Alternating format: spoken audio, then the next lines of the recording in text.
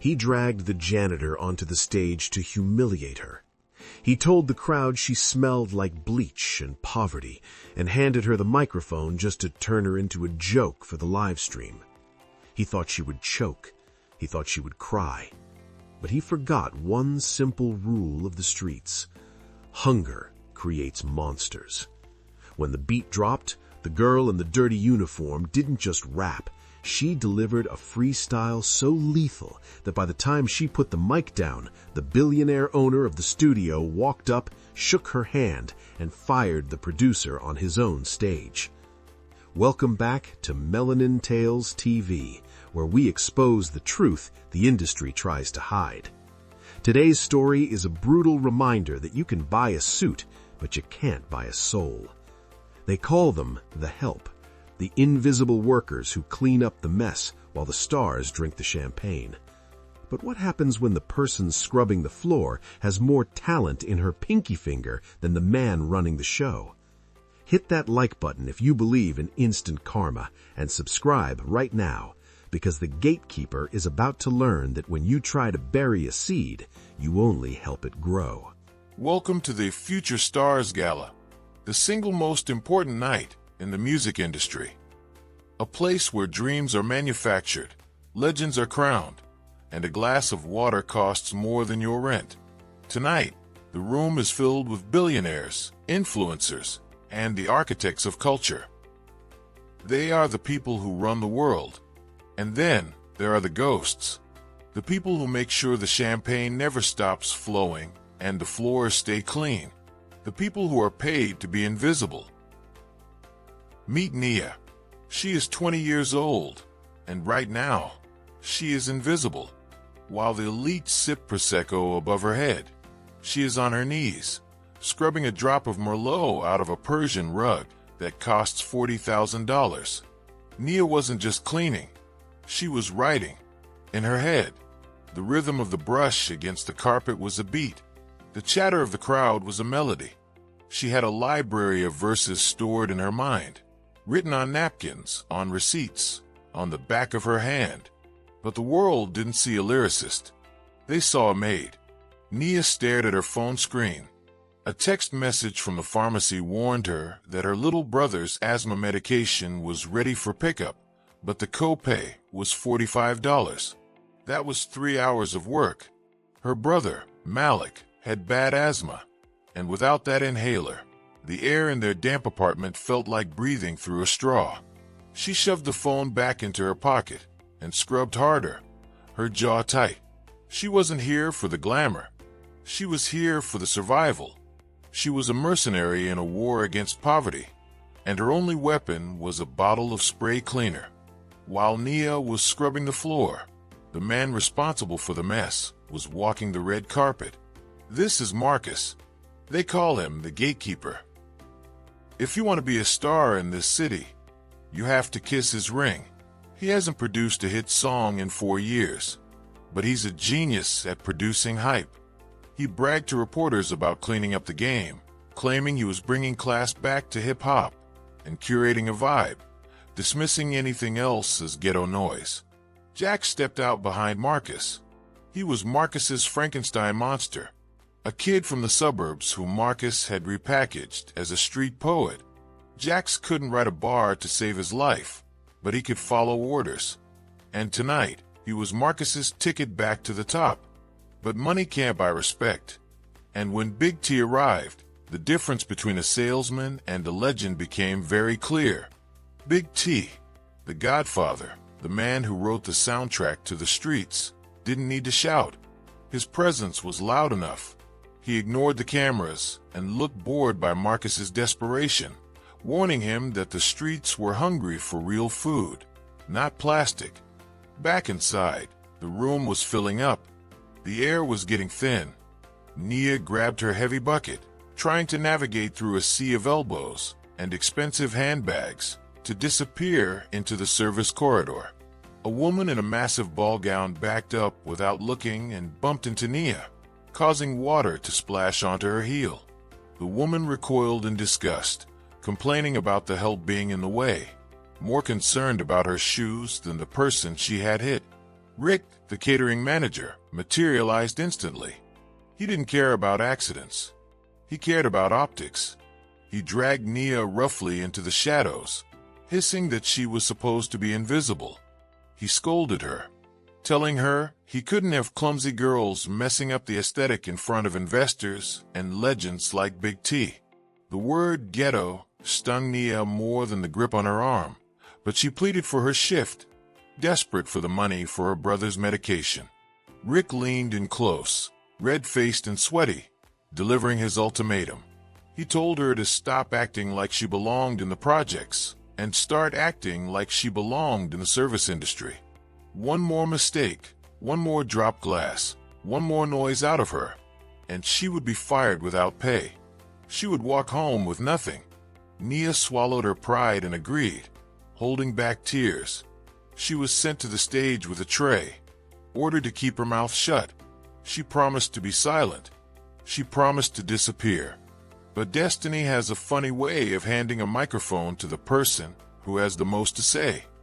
The lights dimmed, plunging the ballroom into a calculated darkness designed to build anticipation.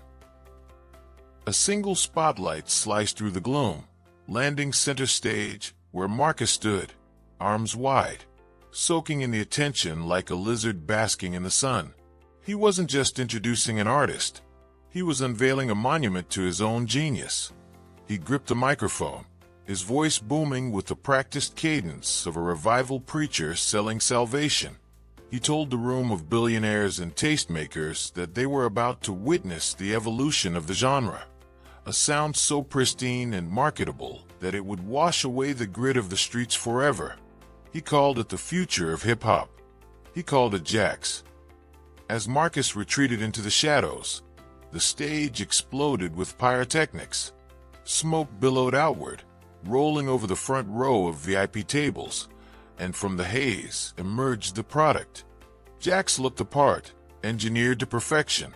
He wore a designer tactical vest and chains that cost more than the venue's insurance policy. He struck a pose, waiting for the cue. The beat dropped, and it was a monster, a heavy, complex trap rhythm with a bass line that rattled the crystal champagne flutes on the tables. It was aggressive, dark, and demanding. It was a beat that required a wolf to tame it, but Marcus had sent a poodle. Jax began to rap, but the disconnect was immediate and painful. He moved with rehearsed stiffness, his hand gestures ticking off a checklist of cool motions he had practiced in a mirror. There was no gravel in his throat, no hunger in his belly. He was shouting words, not feeling them. But the most damning detail was his eyes. They didn't scan the crowd or connect with the audience. They were locked, wide and terrified, on the teleprompter scrolling rapidly at the back of the room. He was reading his own soul off a screen, chasing the lyrics like a man running for a bus he had already missed. The industry elite, polite as they were, began to shift in their seats. The illusion was already cracking. And then the machine failed, whether it was a loose cable, a power surge, or the universe simply rejecting the lie. The teleprompter screen flickered violently. For a split second, it scrambled into static, and then it went completely black. The lifeline was cut. Jax froze mid-bar. The word died in his throat. He stared at the blank screen, his mind wiping clean in sympathy. The beat kept going, relentless and unforgiving. The snare drum snapped like a whip, demanding a lyric that wasn't there. Jack stood paralyzed, the microphone trembling in his hand. He looked to the side of the stage for help, but there was no one to save him. The silence that followed wasn't quiet, it was loud. It was a vacuum that sucked the oxygen out of the room. It was the excruciating sound of $1 million crashing into a wall. 5 seconds passed, then 10. The crowd began to murmur. The discomfort was physical, a collective cringe that rippled through the hall. Marcus, standing in the wings, was frantically signaling for Jax to freestyle, to say anything, but Jax was a deer in headlights, utterly incapable of creating art without instruction. Stage side, hidden in the gloom of the service wing, Nia was freezing. She was holding a heavy tray of dirty champagne flutes, pressing herself against the wall to avoid being seen by the camera crews, scrambling to capture the disaster. She shouldn't have been listening. She should have been moving. But the song, that beat, was etched into her brain. She had been scrubbing floors during the soundcheck for 4 hours earlier that day. She had heard Jax fumble through the track a dozen times. She knew the cadence. She knew the pocket. She knew exactly what was supposed to come next.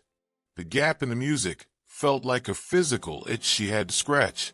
It was a reflex, born of a lifetime of loving music more than she loved herself. In the agonizing silence of the ballroom, while the beat looped its empty measure, Nia's lips moved without permission. She didn't mean to speak up. She was just filling the void in her own head, syncing her internal rhythm with the speakers. She mumbled the missing bar, low and guttural, dropping her chin to her chest as she worked. But she had forgotten the headset. The cheap, plastic communication piece used by the catering staff to coordinate drink refills was still clamped over her ear, the microphone arm resting just inches from her lips. And in a twist of cruel or divine fate, she had wandered too close to the main receiver tower. As she whispered, the frequencies crossed. A feedback loop opened up, bypassing the localized channel and bleeding directly into the main front-of-house mix. For a split second, the massive concert speakers stopped playing the beat and blasted a voice that didn't belong to the boy on stage. It wasn't polished. It wasn't auto-tuned. It was raspy, exhausted, and dripping with the kind of authentic pain that cannot be manufactured. It sounded like gravel crunching under tires. It sounded like the streets Marcus tried to hide. Heavy crown, head down, pray the Lord don't freeze me. The voice boomed through the hall, hitting the audience in the chest with the force of a physical blow. It was loud, distorted, and undeniably real. The crowd gasped in unison, heads snapping toward the stage, expecting to see a new performer. Instead, they saw Jax, looking around in wild confusion, his mouth closed, clearly not the source of the sound. The line hung in the air, a ghost note that carried more weight in 3 seconds than Jax's entire performance. The illusion of the polished gala was shattered by a voice from the trenches, and for the first time all night, the room was actually listening. The echo of the unauthorized verse hung in the air, a phantom limb that the audience could feel but not see. For a terrifying heartbeat, the gala teetered on the edge of chaos. The illusion of perfection, so carefully curated by Marcus for months, had been punctured by a single, raspy sentence broadcast from the catering wing. In the VIP section, the confusion was palpable. Billionaires exchanged glances, wondering if this was some avant-garde performance art or a technical catastrophe. But Marcus knew. Standing in the shadows of the wings, his face was a mask of contorted rage. He watched his multi-million-dollar investment, Jax, standing center stage like a hollow shell, exposed as a fraud the moment the teleprompter died. The narrative was slipping away. The headlines were already being written in the minds of the reporters present, and none of them were good.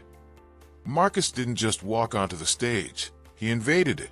He stormed out from the darkness with the velocity of a man trying to outrun a collapsing building.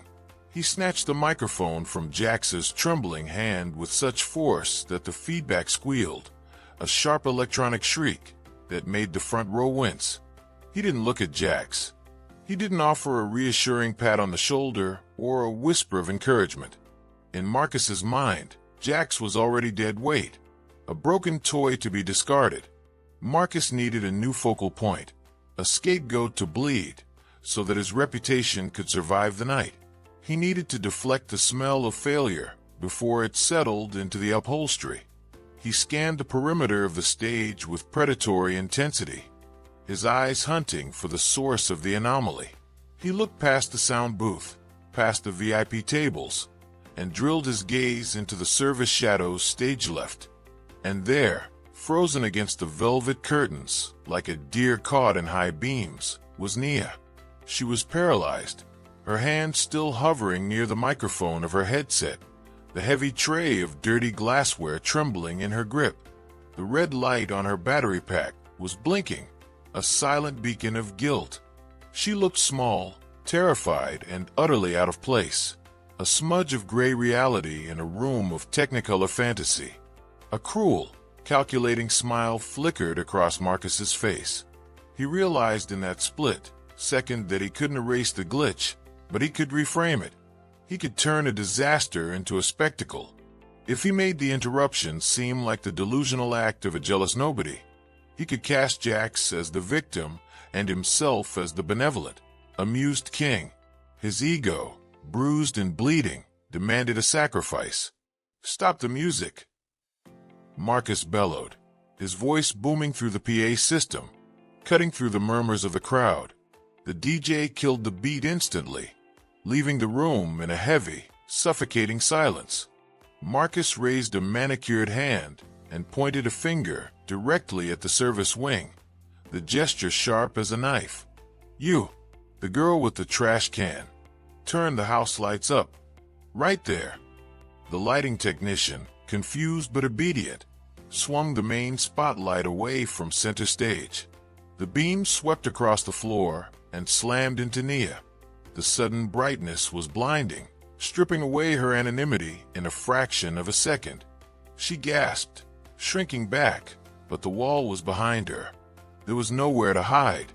She was illuminated in all her unpolished truth. The baggy uniform, the scuffed non-slip shoes, the tray of half-drunk champagne. "Did you just try to rap?" Marcus asked, his tone dripping with incredulity, projected to every corner of the room. He walked to the edge of the stage, looming over her from the high ground. "Did you think you could help? Did you think this was open mic night at the shelter?" A ripple of laughter moved through the room, nervous, cruel laughter. The elite were relieved. It wasn't a technical failure, it was a comedy sketch. The tension broke, replaced by the ugly comfort of mockery. Two large security guards in black suits materialized from the darkness, flanking Nia instantly. One grabbed her arm, his grip bruisingly tight, while the other reached for her headset to rip it off. They began to haul her toward the exit doors, ready to toss her into the alley, like the refuse she was clearing. "No," Marcus shouted, holding up a hand. "Don't kick her out. Bring her here." The guards paused, confused. Nia looked up, her eyes wide with panic, shaking her head pleadingly at the men holding her. She just wanted to leave. She wanted to run until her lungs burned and never look back. But Marcus wasn't done with her. He didn't want her gone. He wanted her destroyed. He waved them forward, curling his fingers in a come-here motion. "Bring her up to the stage," Marcus commanded, pacing back and forth like a ringmaster. "Since she has so much to say, since she thinks she can interrupt a $1 million performance, let's hear it. Let's give the audience a laugh before we get back to the real talent." Nia tried to plant her feet, but she was weightless against the strength of the security team. They dragged her toward the stage steps. She clutched the tray of dirty glasses to her chest like a shield, the stems rattling against each other, a fragile barrier between her heart and the world. Every step up the stairs felt like a step toward the gallows. The heat of the stage lights hit her face, hotter than she imagined, smelling of dust and ozone. She stumbled onto the polished black floor, the guards releasing her only when she was center stage, standing next to the man who wanted to end her life.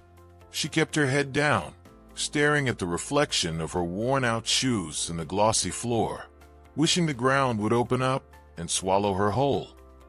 But the ground remained solid, and the silence of the room was heavy with the weight of 1,000 judging eyes. Nia stood center stage, a smudge of gray polyester in a sea of black ties and sequins. The tray of dirty glasses was still clutched to her chest, the stems digging into her ribs, but she didn't dare put it down. It was the only barrier between her heart and the man circling her. Marcus moved with the slow, deliberate cadence of a shark sensing blood in the water. He wasn't rushing anymore. The panic from the teleprompter failure had evaporated, replaced by the sadistic thrill of having a victim he could legally destroy. He didn't just want to embarrass her. He wanted to dismantle her, piece by piece, until the audience forgot that his own artist had choked moments before. He circled her, invading her personal space, the smell of his expensive cologne mixing with the stale scent of champagne from her tray. He held the microphone out to her, a gesture of invitation. Nia's instinct was to defend herself, to explain, to speak.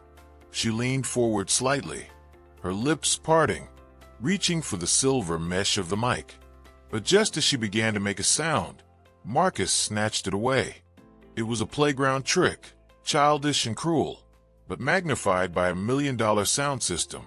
He did it again, offering the voice, then stealing it back, turning her silence into a punchline.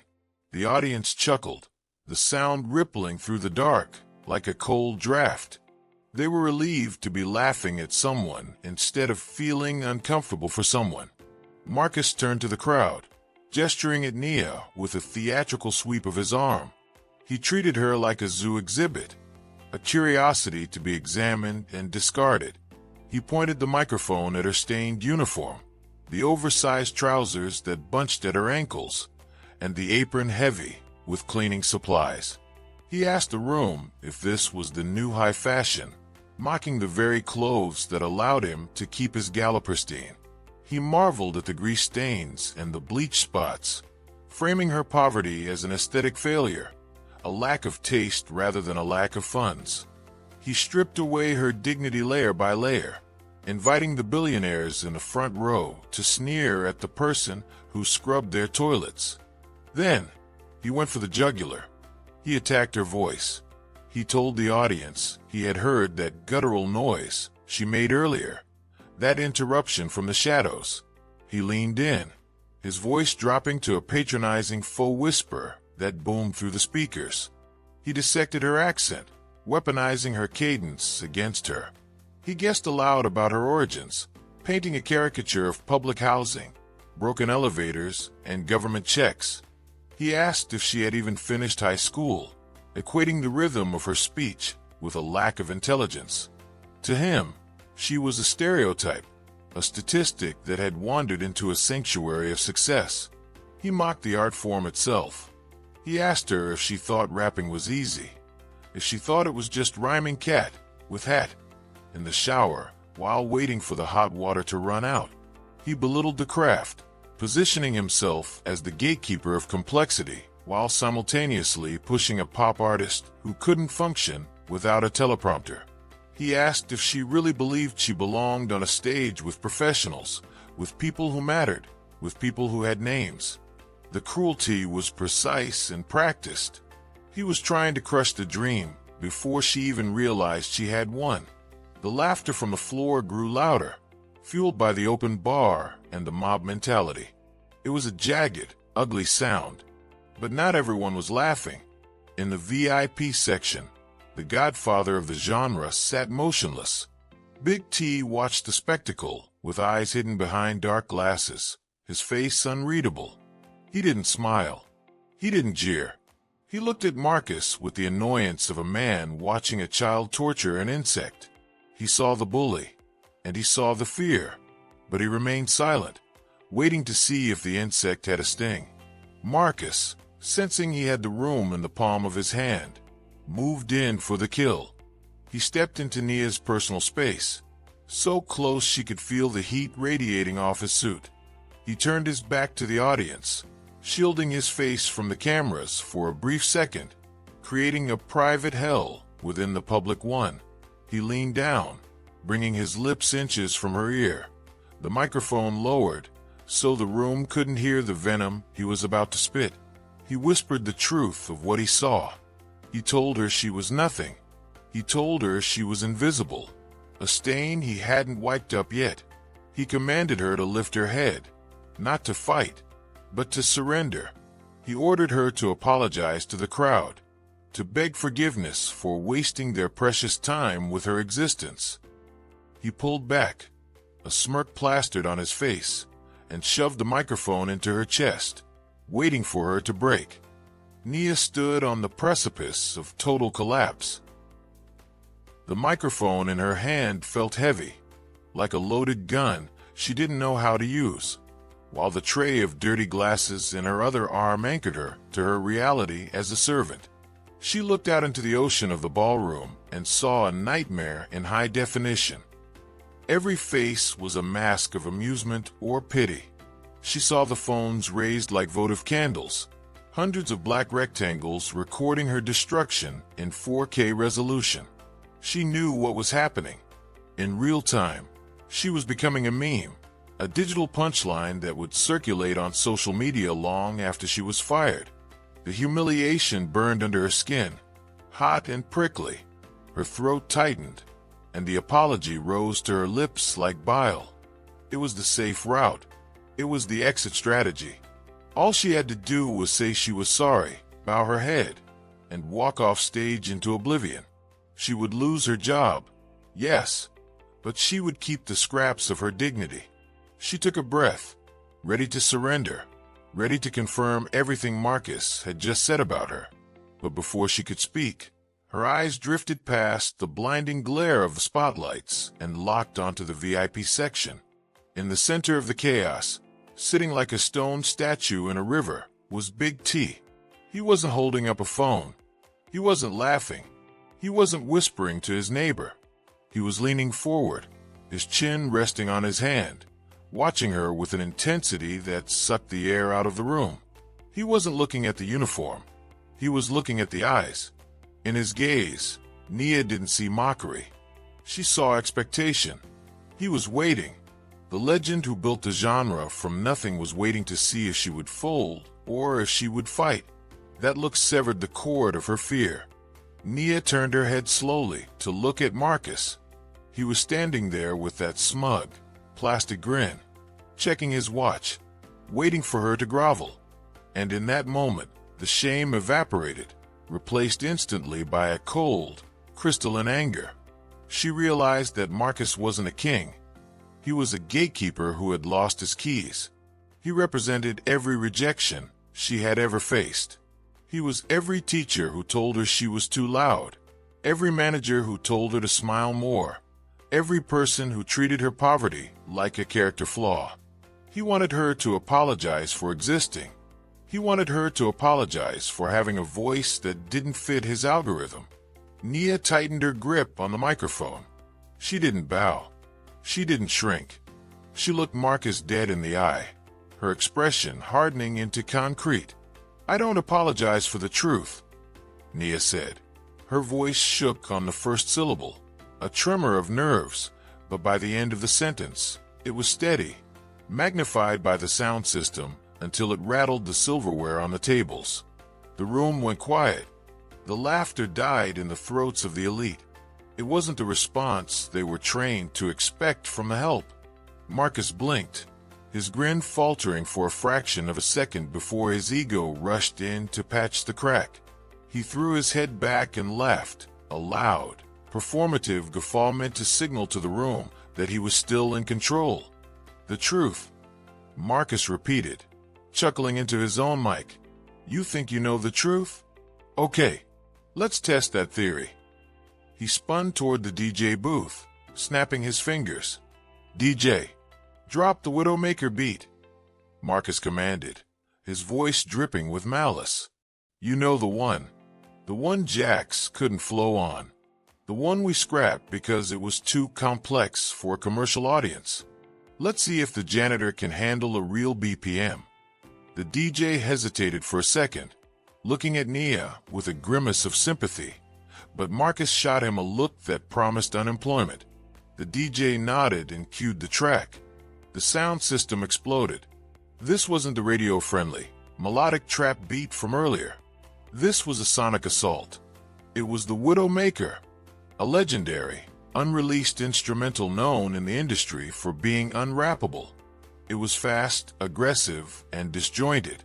a chaotic storm of syncopated snares, and a bass line that didn't follow a standard 4/4 time signature. It was designed to trip up amateurs, a rhythmic minefield where one slip meant total disaster. The bass hit Nia in the chest, vibrating through her ribs. It was overwhelming. Marcus stepped back, folding his arms across his velvet tuxedo, a satisfied smirk returning to his face. He wasn't waiting for a performance. He was waiting for an execution. He knew that even seasoned professionals struggled with this pocket. A girl who scrubbed floors didn't stand a chance. He watched her, eager for the moment the beat would chew her up and spit her out, proving once and for all that some people belonged on the stage and some people belonged in the trash. The trap was set. The room held its breath. The Widowmaker beat was a sonic hurricane. It didn't just play, it attacked. The bass kicked with a sporadic, violent rhythm that seemed to have no center, while the hi-hats rattled like gunfire in an alleyway.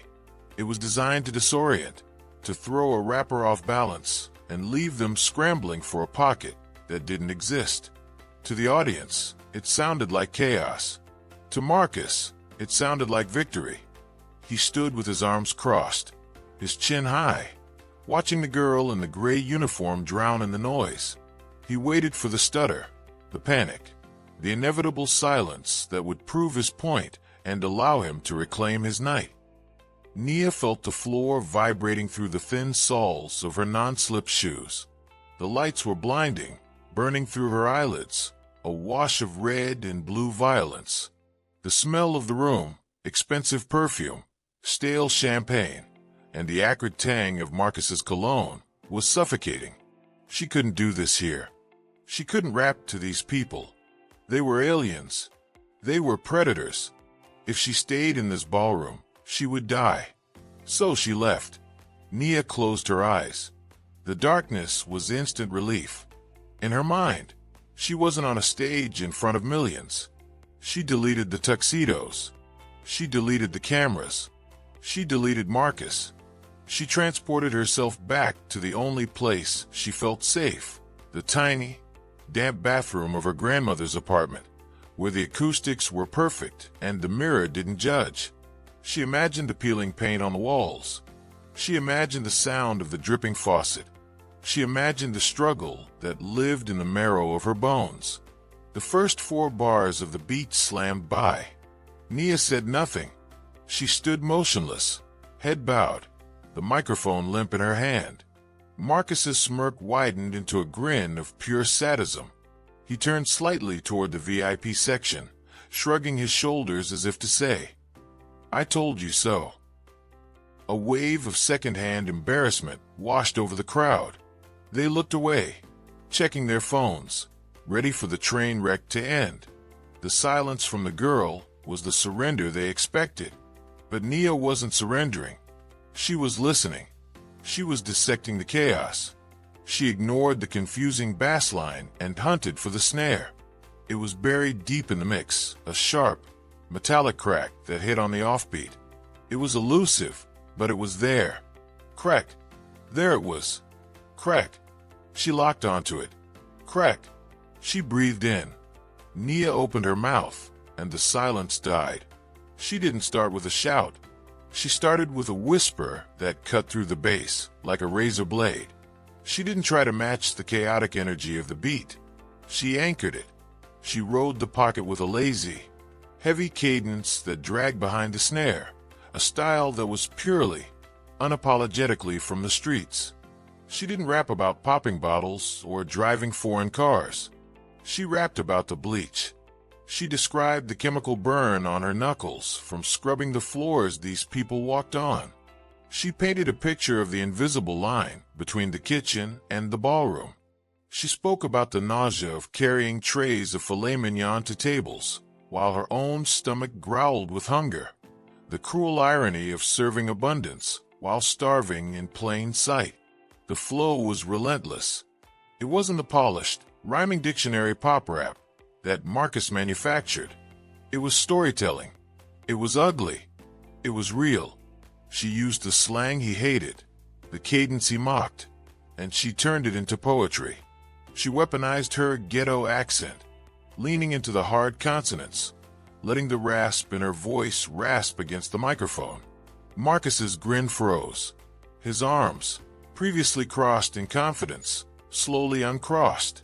He took a half step back, his eyes narrowing. He realized, with a dawn of horror, that she wasn't failing. She was flying. Nia opened her eyes. They weren't terrified anymore. They were blazing. She turned her body, ignoring the audience completely, and focused her entire existence on Marcus. She switched up the flow, doubling the tempo, catching the rapid-fire hi-hats with surgical precision. She aimed the verse directly at his chest. She dissected him. She rapped about a man in a $5,000 custom velvet suit who possessed a 10-cent soul. She mocked his gatekeeper title, calling him a doorman to a club he didn't even own. She exposed the fear behind his sunglasses, the desperate need to manufacture talent because he had none of his own. She stripped him naked with 16 bars, revealing the hollow, insecure salesman beneath the producer persona. The beat seemed to bend to her will. The chaos of the Widowmaker suddenly made sense. It wasn't noise anymore. It was the soundtrack to her rage. She was surfing a tsunami that was supposed to drown her. The energy in the room shifted violently. The air became electric. The smirk fell off Marcus's face, crashing to the floor and shattering into a million pieces. He looked around, panicked, realizing that the predator had just become the prey. The atmosphere in the Grand Ballroom underwent a violent phase change. Moments ago, the air had been thick with the sour stench of mockery, a collective sneer directed at the girl in the gray uniform. But as Nia locked into the pocket of the Widowmaker beat, that mockery evaporated, replaced instantly by a visceral, electric shock. The laughter didn't just fade. It was strangled in the throats of the elite. In its place rose a low, rumbling roar, the sound of hype. It started in the back of the room, with the waiters and the busboys who stopped clearing tables to watch one of their own ascend. Then it spread to the influencers, who realized their live streams were capturing viral gold. Finally, it hit the front row. The billionaires and industry titans, people who hadn't felt a genuine emotion since the 90s, stood up. They didn't stand out of politeness. They stood because the energy in the room gave them no choice. They were witnessing a coronation. Nia opened her eyes, and the terrified girl, who had scrubbed champagne stains from the carpet, was gone. In her place stood a giant. She didn't look at the floor anymore. She didn't look at the exit. She looked at Marcus. And then she took a step forward. It was a predator's step. Nia began to walk across the stage, matching her physical movement to the cadence of her flow. With every bar she spit, she took another step into Marcus's personal space. She was weaponizing the very proximity he had used to intimidate her. She backed him up. The man who claimed to own the city, the gatekeeper who decided who ate and who starved, found himself retreating. He took a nervous step back, his heel catching on the polished floor. Then another. He was shrinking in real time, his velvet suit suddenly looking like a costume on a child, while Nia, in her stained, baggy uniform, looked like a warrior in armor. She didn't just rap, she dismantled him. She took the history of his career, the stolen credits, the ghostwriters he never paid, the manufactured hits, and she incinerated it in 16 bars of fury. She rapped about the glass ceiling he built, and how she was using his own microphone to shatter it. She exposed the mathematics of his manipulation, turning his business savvy into a public indictment of greed. The crowd roared with every punchline, a coliseum cheering for the gladiator to finish the lion. Marcus was in full panic mode. The sweat on his forehead broke through his stage makeup, glistening under the hot lights. He looked at the audience and saw that he had lost them completely. They weren't looking at him with reverence anymore. They were looking at him like a carcass. He had to stop this. He had to kill the feed. He spun around, eyes wild, locking onto the DJ booth perched above the stage. He drew his index finger across his throat in a jagged, violent slashing motion. Cut it. Kill it. Now. It was the universal signal for abort. It was a direct order from the man who signed the checks. In any other timeline, the DJ would have slammed the faders down instantly, terrified of losing his gig. But tonight was different. The DJ, a man who had spent 20 years watching talents like Nia get buried by executives like Marcus, looked at the frantic producer. Then he looked at Nia, who was currently floating over the beat, glowing with the fire of pure creation. The DJ made a choice. He looked Marcus dead in the eye and shook his head. No, it was a mutiny. Instead of cutting the sound, the DJ grabbed the master volume knob and twisted it to the right. He pushed the faders into the red. The beat didn't die, it grew. The bass became a physical force, rattling the teeth of everyone in the venue. The volume swell was a declaration of war, a sonic middle finger to the gatekeeper. Nia felt the surge in volume, and she rode it. She approached the climax of her verse, the final sprint. She switched gears, dropping into a double-time flow that defied the laws of respiration. The words came out like bullets, faster than the audience could process, a blur of percussive syllables that locked perfectly with the frenetic hi-hats of the Widowmaker. She was sprinting toward the finish line, lungs burning, heart hammering against her ribs like a trapped bird. She poured every ounce of pain, every unpaid bill, every skipped meal, and every moment of silence she had endured into the final 4 bars. She hit the final cadence with the force of a sledgehammer, screaming the last word into the microphone as the beat cut out abruptly on the one. Silence. For a heartbeat, the only sound in the room was Nia's ragged breathing, amplified through the speakers. She stood center stage, chest heaving, sweat dripping from her nose. She looked at Marcus, who was cowering near the curtains, utterly defeated. She didn't bow. She didn't ask for approval. She simply opened her hand. The microphone slipped from her fingers. It fell through the air, tumbling end over end, catching the spotlight one last time before it hit the stage floor. Thud. The sound was heavy, final, and absolute. It was the period at the end of a sentence Marcus had tried to delete. The thud of the microphone hitting the floor echoed like a gunshot, marking the death of the old order. For 3 agonizing seconds, the Grand Ballroom was plunged into a silence so absolute it felt heavy. The air conditioning hummed, the feedback from the speakers hissed, and Nia stood center stage, her chest heaving, staring into the void of the audience. In those 3 seconds, reality was suspended. Marcus, paralyzed near the curtain, stared at the girl with a mixture of horror and confusion, his brain frantically trying to calculate a way to spin this disaster. Nia, the adrenaline beginning to fade, felt the cold creep of terror return. She had just screamed at the most powerful people in the music industry. She expected security. She expected handcuffs. She expected to be dragged off stage and erased. But then, a sound broke the vacuum. It wasn't a boo. It wasn't a jeer. It was a single, sharp clap. In the center of the VIP section, Big T stood up. The legend, the man who never stood for anyone, rose to his full height. He looked at Nia with a serious, unsmiling expression, and he clapped again. Clap. Then again. Clap. It was a slow, deliberate rhythm, a heartbeat of validation from the god of the genre. The sound rippled outward. The person next to him stood up. Then the table behind him. Then the entire front row. Within moments, the hesitation broke, and the ballroom erupted. It wasn't polite applause. It was a thunderous standing ovation. Billionaires in tuxedos, influencers in gowns, and waiters in the shadows were all on their feet, screaming for the girl in the dirty uniform. They were cheering for the raw, unpolished truth she had just delivered. Big T didn't stay in his section. He stepped over the velvet rope and began to walk toward the stage.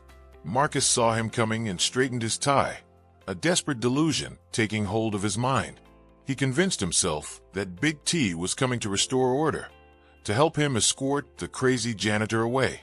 Marcus stepped forward, extending a hand, ready to share a laugh with his peer, ready to say, "Can you believe the help these days?" But Big T didn't stop. He didn't slow down. He didn't even blink. He walked right through the space Marcus occupied as if the producer were made of smoke. He effectively erased him from existence in front of 1,000 witnesses. Marcus was left with his hand extended to nothing, grabbing at air, as the legend walked past him without a glance. Big T stopped in front of Nia. Up close, his presence was overwhelming, a mountain of influence and history. Nia instinctively stepped back, lowering her eyes, reverting to the invisibility she had practiced for years. She reached for her tray of dirty glasses, trying to clean up, trying to hide. But Big T reached out and gently placed a hand on her shoulder, stopping her. He pulled a microphone from his pocket, his own personal mic, and clicked it on. The room fell silent again, desperate to hear the verdict. "What's your name?" Big T asked. His voice was deep, rumbling through the floorboards. Nia looked up, her voice barely a whisper, stripped of the bravado of the performance. "Nia." Big T nodded. He turned to the crowd, his hand still on her shoulder. "Nia," he repeated, broadcasting her name to the world. "That was the realest thing I have heard in 10 years. That was soul. That was pain. That was hip-hop." He looked back at her, his eyes searching hers. "Who represents you? Which label is hiding you?" Nia laughed, a dry, nervous sound. She looked down at her stained apron. "Nobody represents me, sir," she said softly. "I'm just the help. I'm just here to clean the glass." Big T shook his head slowly. "Not anymore." He turned slowly on his heel, pivoting to face Marcus, who was hovering awkwardly a few feet away, looking like a ghost haunting his own funeral. The camera crew zoomed in, capturing the moment in high definition. Big T looked at Marcus with cold, professional finality. There was no anger, just the clinical detachment of a CEO cutting a loss. "You're fired," Big T said simply. The words hit Marcus like physical blows. Marcus stammered, his face pale. "T, come on. You can't. This is my gala. I discovered her. We can work something out." "You didn't discover her," Big T corrected him, his voice icy. "You try to bury her, and I don't work with people who bury talent. Get out of my studio. Get out of my sight." Big T pointed to the empty producer's chair sitting behind the mixing desk, the throne Marcus had occupied all night. "She's sitting in your chair now," Big T declared. Security, sensing the shift in power, didn't wait for a signal. The same guards who had dragged Nia onto the stage now flanked Marcus.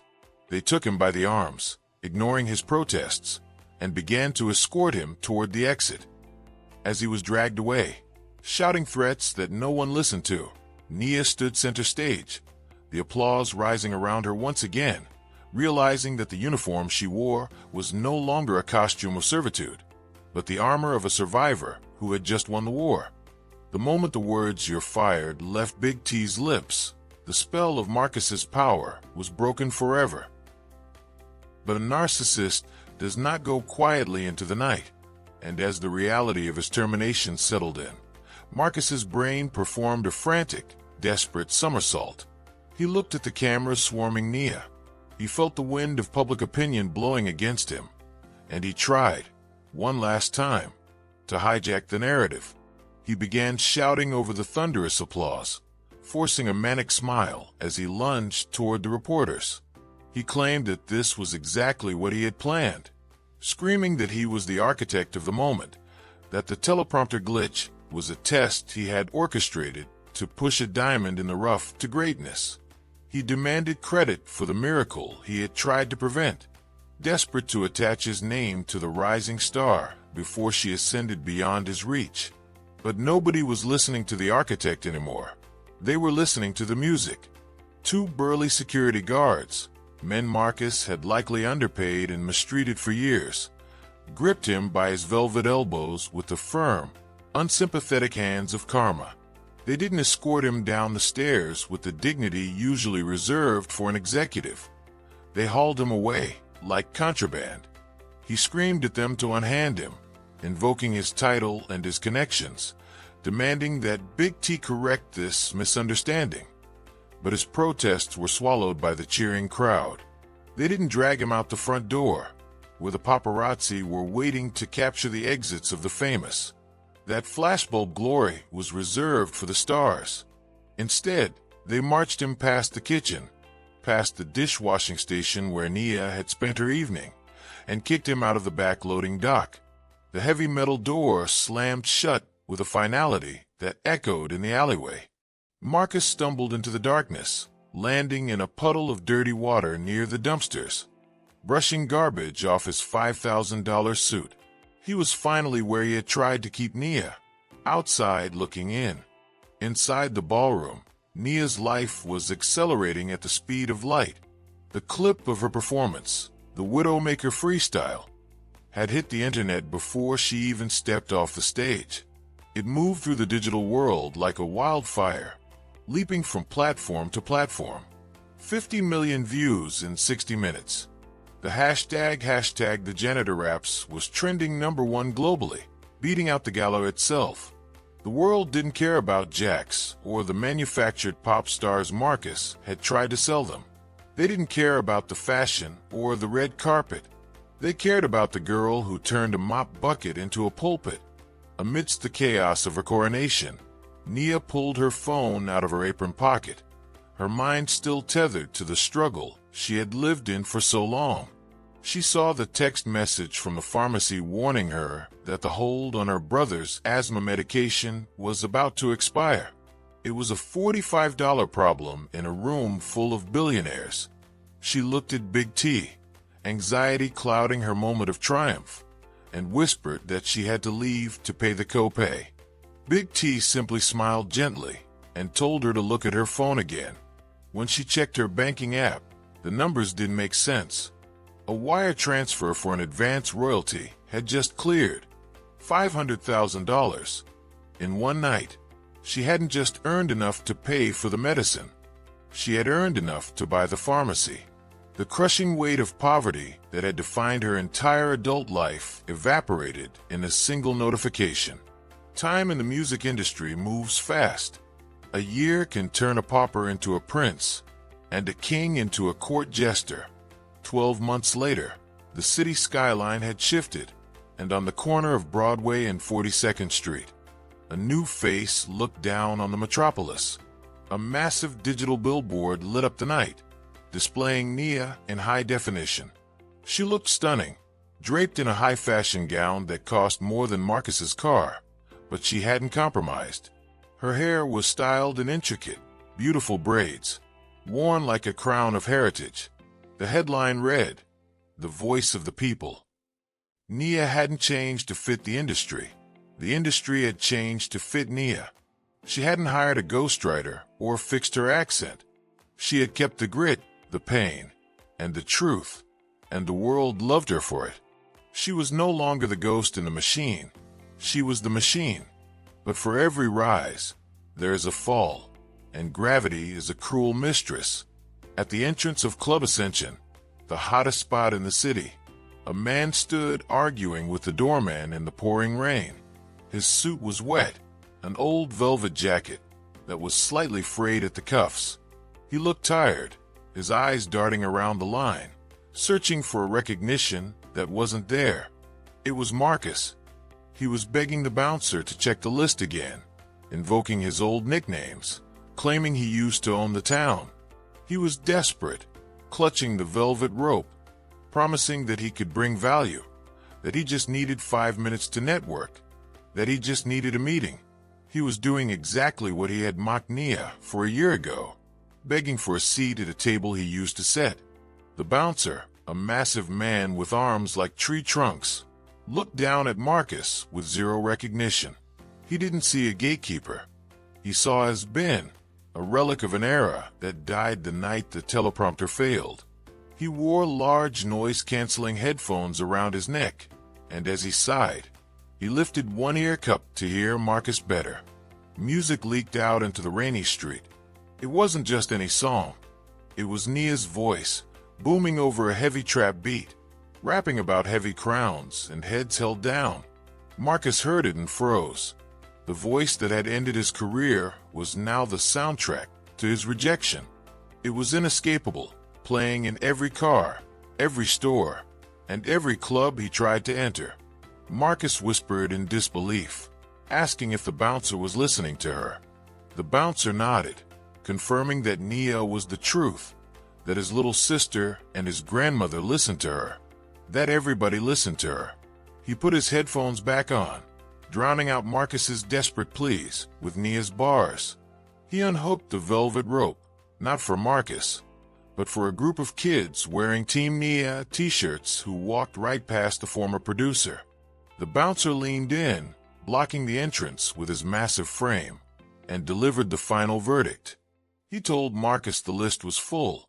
He told him that tonight, they only let real stars in, and that Marcus was just background noise. Marcus was left standing alone in the rain, staring at his reflection in a puddle, finally understanding that you can fake the look and the hype, but you can never fake the soul. In the end, the gatekeeper got locked out by his own gate.